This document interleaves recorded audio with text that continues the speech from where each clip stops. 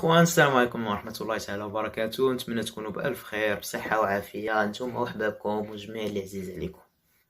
نبداو اولا بالصلاه والسلام على رسول الله عليه الصلاه والسلام. اللهم صل وسلم على سيدنا محمد وعلى اله وصحبه اجمعين.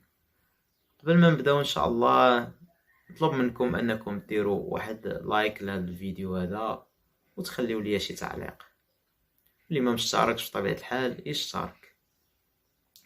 القصة ديال اليوم هي من القرآن الكريم، قصة أهل السبت.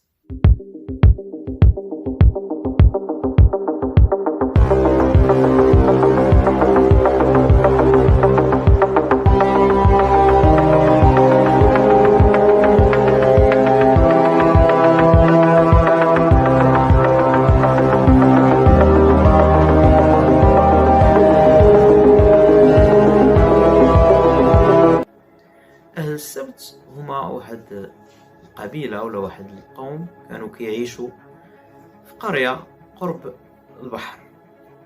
اختلفت القصص والروايات حول المكان ديال هاد القرية هادي، ولكن هذا الموضوع ما تيهمناش.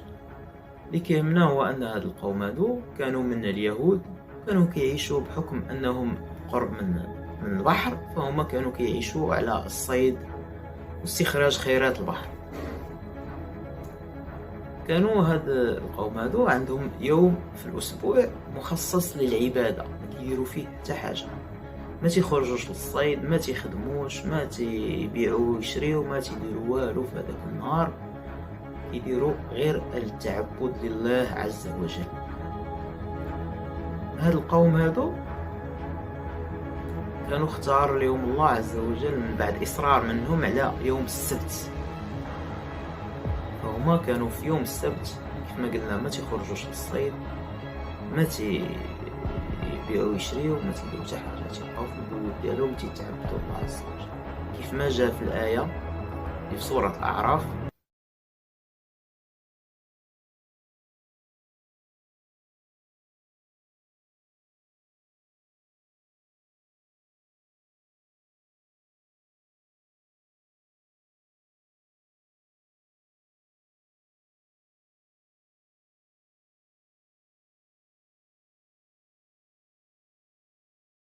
هاد القوم هادو كان جاتهم عادي انهم نهار السبت ما يصيدوش، ولكن الحد والاثنين والثلاث والباقي الايام ديال الاسبوع عادي كيمشيو يصيدوا ويجيبوا الخيرات. ومع الوقت تماداو في الذنوب، ولاو انهم كيديروا الذنوب بزاف وكيستهنوا بالمحرمات ديال الله عز وجل. كانوا كينهاوهم الصالحين منهم على انهم يحبسوا هذاك الشيء باش ما ينزلش بهم الله شي عذاب ولا بشي اختبار ولا شي ابتلاء ولا شي بلاء. ومع ذلك ما بغاوش ينتهوا، وبقاو هكاك سنين تيقولوا احنا ما كنصيدوش السبت، بخير ديروا اللي بغينا. وفي يوم من الايام نزل عليهم الله الابتلاء، وهذا الابتلاء كان نوعا ما غريب.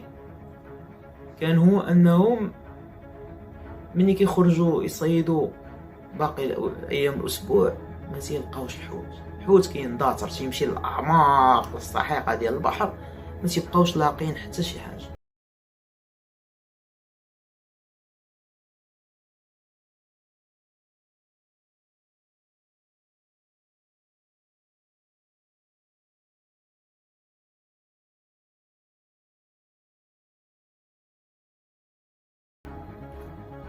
وبالعكس نهار السبت اللي ممنوع عليهم يصيدوا تيولي الحوت موجود، لدرجة ان السمك تيولي على سطح الماء. يمكن لك انك غير تمد يدك تاخذ حوته، تصيد غير بيدك بلا شبكة بلا صنارة بلا والو. وهما كانوا كيجيهم بحال الفتنة، تيبغيو ولكن تيخافوا من العقاب ديال الله. في يوم من الايام واحد من هاد القوم هادو جاتو واحد الفكرة، قال انا غادي بما ان الصيد ممنوع غير نهار السبت، فانا غنشد واحد الحوته كبيره بالسبت، غادي نربطها ماشي قناب ولا خيط ولا هذا، ودار ليها وتد في الارض باش ان الحوته ما تمشيش، تبقى حيه في الماء ولكن ما تمشيش.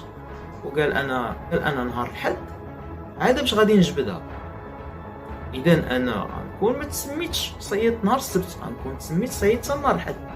يعني بغى يخدم المكر مع الله عز وجل، كما قال الله يمكرون ويمكر الله والله خير الماكرين.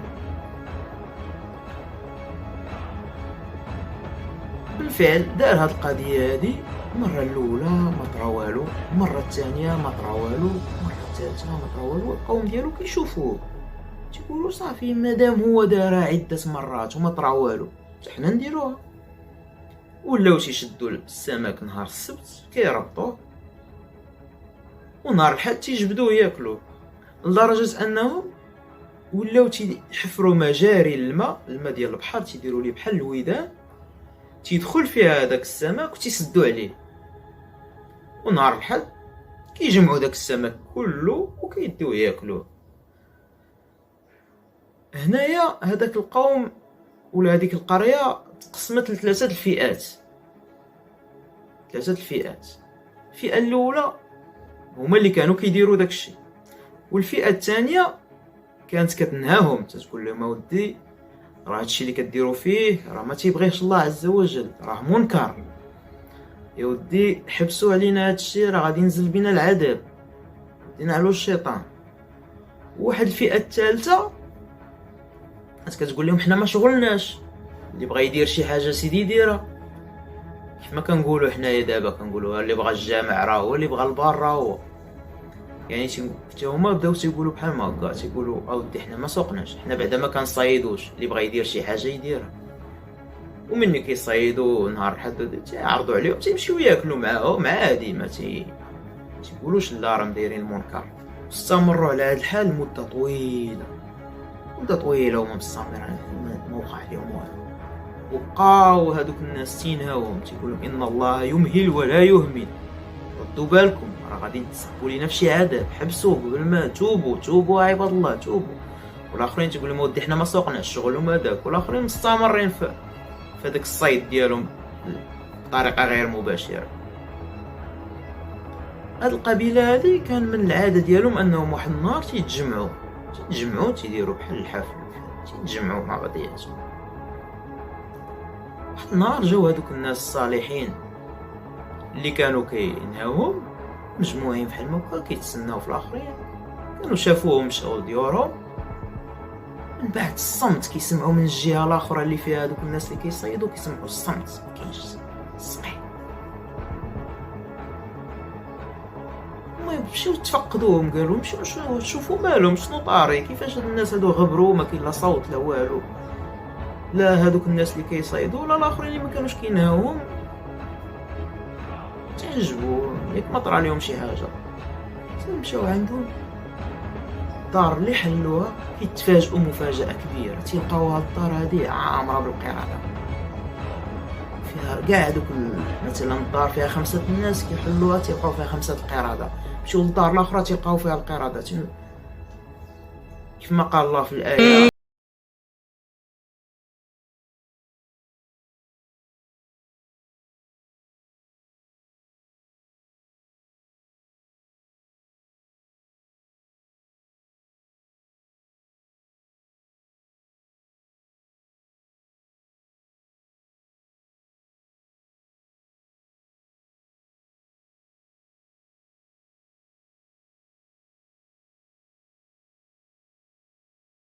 فيهم هاد الايه هادي كونوا قردة خاسئين.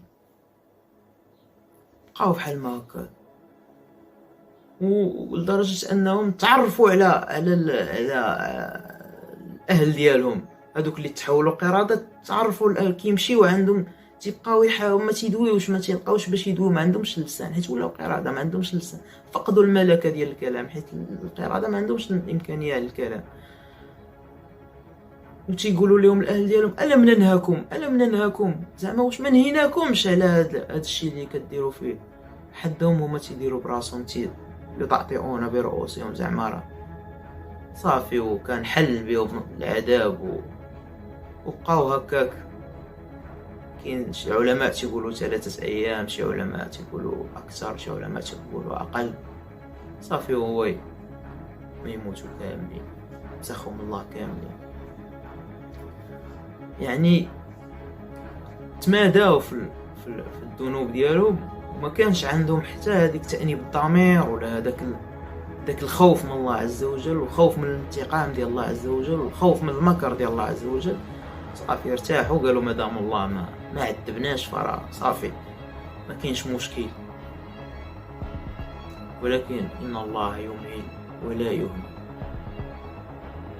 غير هي واحد القضيه، كاين البعض اللي كيظن ان هاد القرده اللي عندنا في الوقت ديالنا فهما من السلاله ديال هذوك الناس. لا، هذوك كانوا غير عذاب حل بهم وانتهوا. اما القرده فهم كانوا قبل منه وكاينين بعد منه، يعني لا علاقه للقرده في ذلك. حيت كاين اللي كيشوف شي قرده كيقول لك هادو يهود. لا، ماشي يهود، لا علاقه للقرده اللي كاينين دابا بهذا. اذا هذه هي القصه ديال اليوم. نتمنى تكون عندنا ناخذوها كعبره، اننا مرة نرجعوا الله عز وجل. كلنا مذنبين ولكن خير الخطائين التوابون. ولكن الواحد هو اللي مرة يرجع الله ويتوب. الدنيا ما دايماش، وكما قلنا ان الله يمهل ولا يهمل. نشوفوش غير حالنا دابا، نشوفو المستقبل واش يقدر. نتمنى تكون عجباتكم القصه هذه، وما تبخلوش علينا كالعاده بالتعاليق ديالكم وباللايكات، واللي ما مشتركش يشترك. والسلام عليكم ورحمه الله تعالى وبركاته. لا تنسى الاشتراك بالقناة تشجيعا لنا والضغط على زر الجرس.